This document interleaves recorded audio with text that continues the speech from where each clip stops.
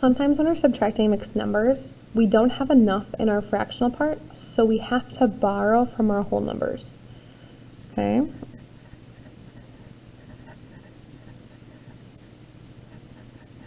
So we're going to go through a few examples and a couple strategies on how we can still subtract these fractions.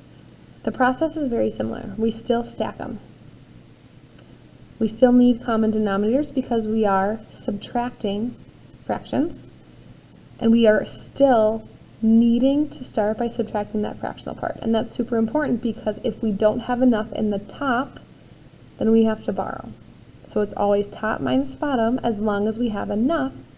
Otherwise, we would need to borrow or rewrite one from the whole number, and I'll explain that. Then we subtract the whole numbers after all of that is done. So let's start with this first one. 5 2/5 minus 2 4/5. Hopefully you notice right away after we stack them that we already have common denominators of 5. Now we need to subtract the fractional part, top minus bottom, 2 minus 4. However, 2 is smaller than the 4, so we don't have enough. So we can't just subtract them, we have to borrow from the 5. So what that looks like is we're going to just rewrite that 5 to be 4 plus 1, because we know that 4 plus 1 is 5, and we still have that 2/5. So we just rewrote it. We broke apart all of those wholes. We still have 5, because 4 plus 1 is 5. We just wrote it in a different way.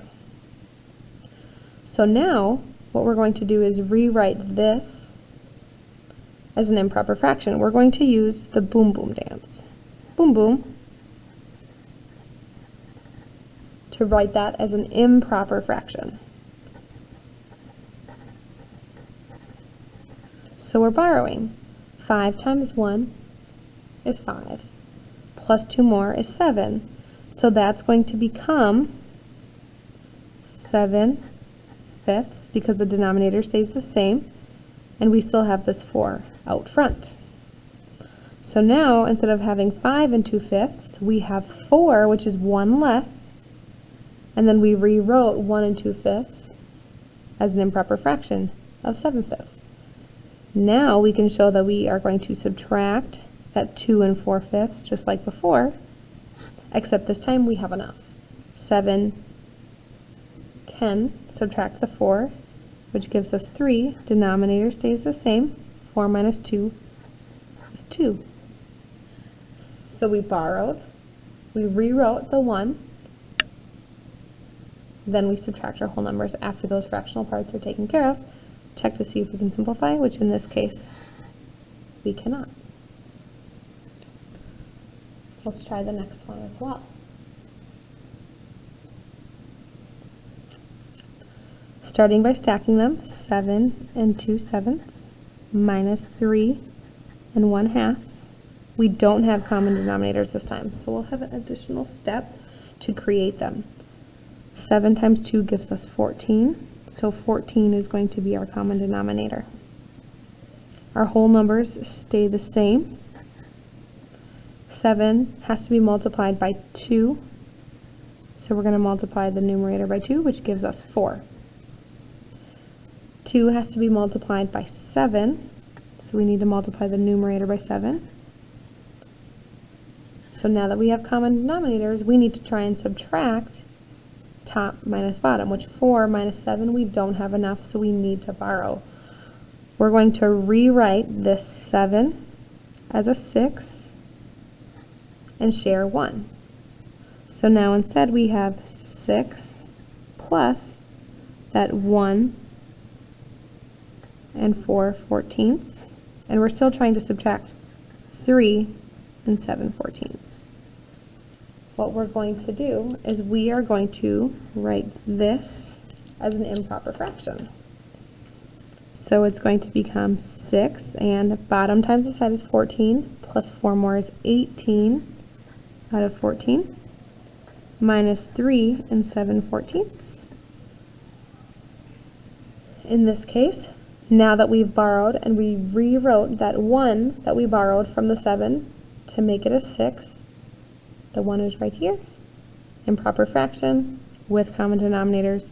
We can subtract those fractional parts first. 18 minus 7 is 11. Denominator stays the same. 6 minus 3 is 3. Always check to see if you can simplify, which in this case we cannot. Okay, if we check this next one, 6 and 1/6 minus 1 and 2/3. We don't have common denominators, so we need to create common denominators.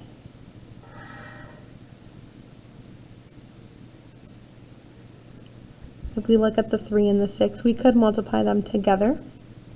However, 3 times 2 gives us 6. So 6 is going to be the easiest common denominator by multiplying it just by 1. So that fraction is going to remain 6 and 1/6. Our common denominator is going to be 6. So 3 times 2, 2 times 2 gives us 4. Bring that whole number over. Still subtracting. We have common denominators now. We want to subtract those fractional parts, top minus bottom. 1 minus 4, there is not enough to subtract, so we need to borrow and rewrite that 1 as an improper fraction. So that is going to become, instead of 6, it's going to be 5 and 1/6. All we did was change the 6 to 5 plus 1, still the value of 6, and 1/6. So now we can rewrite this entire fraction as 5, and then we need to write this as an improper fraction. Bottom times the side, 6 times 1 is 6, add the top is 7/6, and we're going to subtract the 1 and 4/6.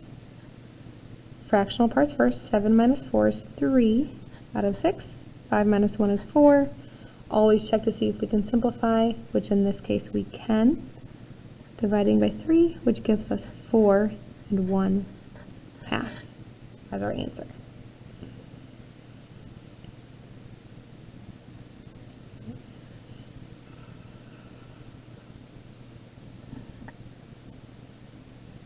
I'm going to slow down a little bit for this next one, so that way hopefully I can clarify any confusion you may have at this point. We're going to write the top mixed number, or the first mixed number on top, 4 and 1/3, minus 3 and 1/2. Okay, we need common denominators first, so that's the first thing we need to do. Between 2 and 3, 2 times 3 gives us 6, so 6 can be our new common denominator, and we want to write that down. Our whole numbers will always stay the same. So then we need to find our new numerator. 3 times what gives us 6, so we would have to multiply by 2. And that has to match in the numerator and denominator, which gives us 2/6. 2 multiplied by 3 gives us 6, so that also has to match, giving us 3. Now we have to rewrite this top fraction because the top numerator is smaller than the bottom number. So we don't have enough to subtract 2 minus 3 without going negative, and we can't have that negative. So we need to borrow from the 4. So we are going to borrow 1 from the 4, changing it to be 3 plus 1. So it's helpful to show that we have 3 plus also 1 and that fractional part, 1 and 2/6. From there, we want to rewrite this part as an improper fraction using our boom boom strategy.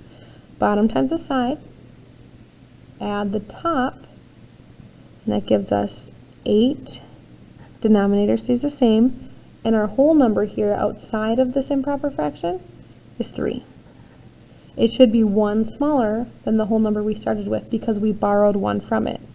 So 4 became a 3. Then from there, we're going to subtract that second fraction with a common denominator of 3 and 3/6. Now that we have common denominators and we borrowed, we can subtract. 8 minus 3 gives us 5. Denominator stays the same. 3 minus 3 is 0. So in this case, we wouldn't write that 0. So our final answer is going to be 5/6. We're going to skip this middle one just for spacing and do one more problem. Make sure if you have questions that you are raising your hand and asking along the way so that this can be clarified. We always want to stack them. So 10 and 4/6 minus 3 and 7/9. When we're looking at these, something I want you to notice is that 4/6, both of those numbers are even. So what we can do is actually divide both of those numbers by 2 right away from the beginning. So 4/6 is actually going to become 2/3, which may make this problem a little bit easier. All we did was simplify the fractional part because we can. Now if we're dealing with new denominators of 3 and 9, still 4/6 and 2/3, equivalent fractions, same thing.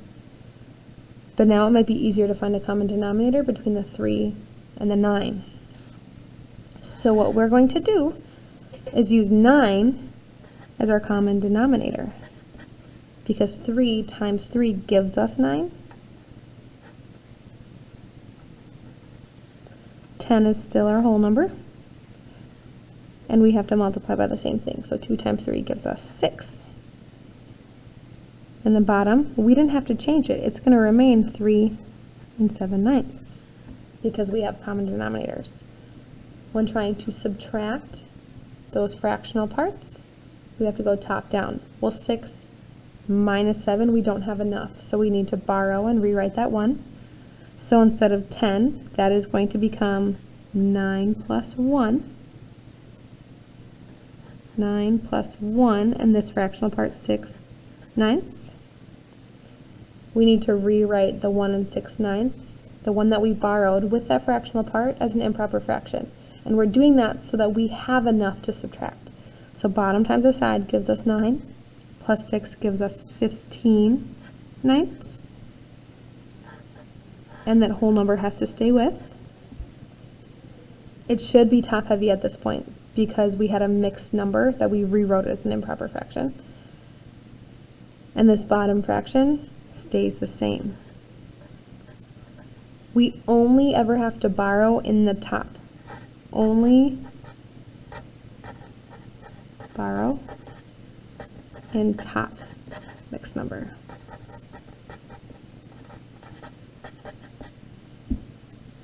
So in this case, the bottom one stays exactly the same, and we are subtracting. 15 minus 7 gives us 8. Denominator stays the same. 9 minus 3 is 6, and then always check to simplify. Because we simplified in the beginning to give us a smaller common denominator rather than saying 6 times 9 to find the common denominator, it helps us at the end, make it a little bit easier.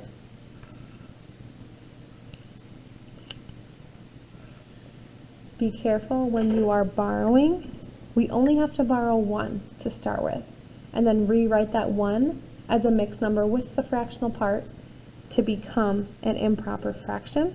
It's helpful to show where that 1 that we're borrowing from is going to, so that you're not getting confused with those values. Once you have that borrowed and rewritten as an improper fraction, then you can subtract fractional parts, then whole number, before simplifying.